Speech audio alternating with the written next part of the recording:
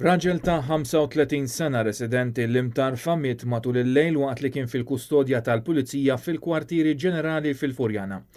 Fis-qarrija l-Pulizija qalu li kien għal-ħabta ta' l-4 ta' filgħodu meta ndunaw li r-raġel kellu bżonn assistenza medika wara li taħ fitt.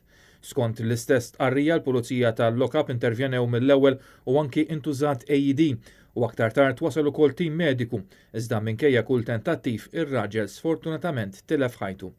Il-Pulizija spjegaw li dan ir-raġel kien twaqqaf aktar kmieni matul il-lejl mill-arajju li kienu fuq ronda. Meta saritlu tfittxija nstab li fil-possess tiegħu kellu sustanza allegatament droga. Il-Maġistrat tal-Assa José De Micoli fetħet inkjesta u ħatret xi esperti biex jassistuha dwar din il-mewt fid-depo.